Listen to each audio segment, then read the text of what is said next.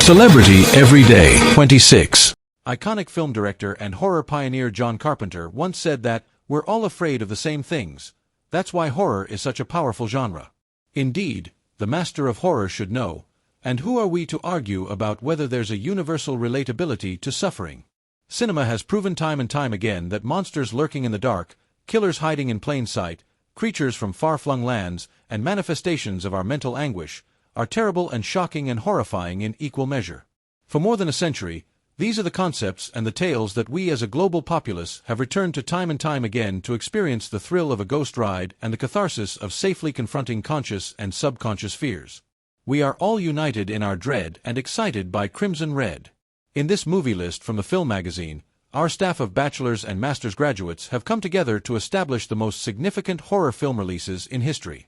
Combining quality and artistic merit with influence, importance, and social relevance, we have whittled down a long list of more than 200 exciting, form-shaping, and genre-evolving films to what we believe to be the definitive list of 50 unmissable horror movies.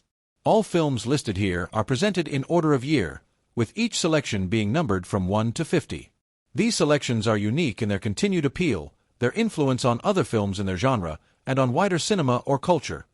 They cross eras, movements, and languages. We recommend that you bookmark this article and use it as a watch list you can return to any time you'd like to experience the very best of horror cinema. All the way back in 1920, horror films were yet to be invented.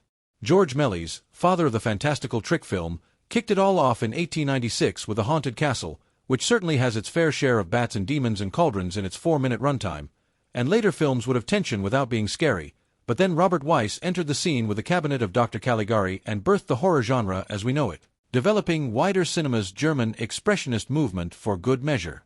Weiss takes us to a German town and presents us with Dr. Caligari, Werner Krauss, and his somnambulist, Cesare, Conrad Veidt.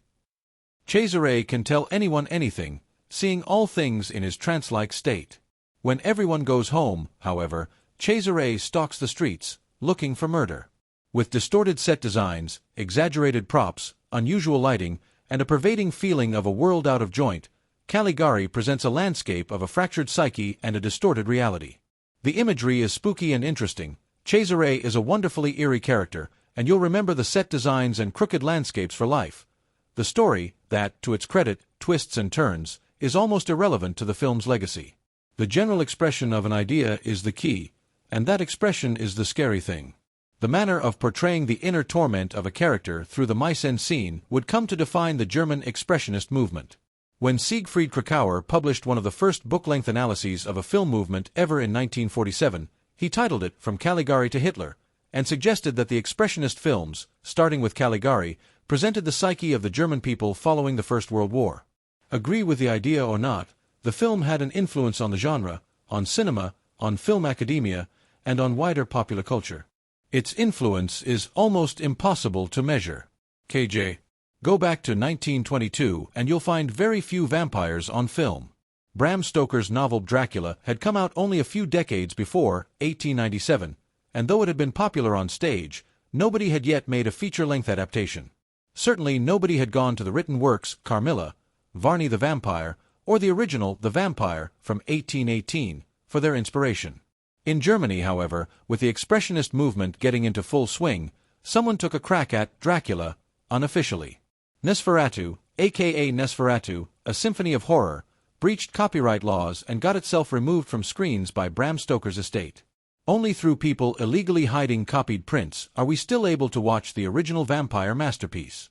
The story roughly follows the plot of Dracula, with an Eastern European aristocrat making his way to London, only to be discovered to be something far more than human.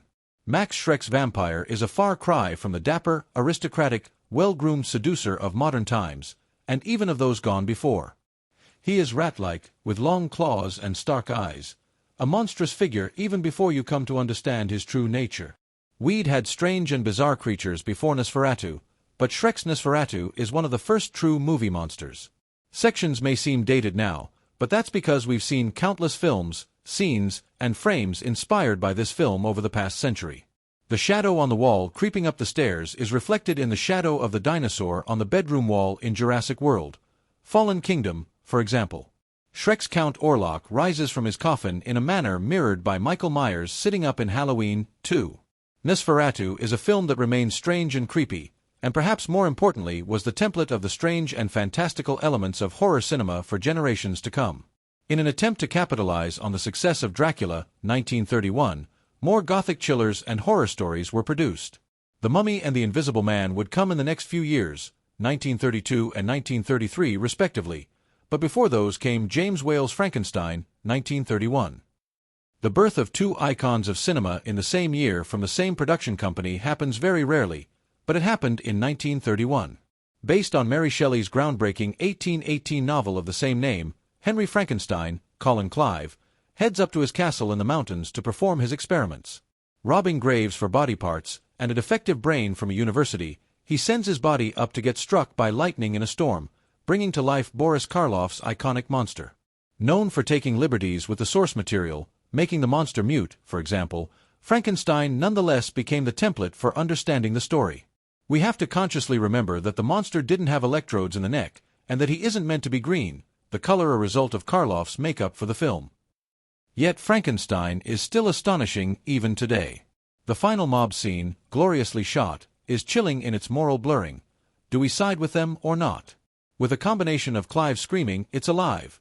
and Karloff's dead-eyed, shambling, groaning creature, Frankenstein remains one of the all-time greats. KJ. Celebrity Every Day, 26.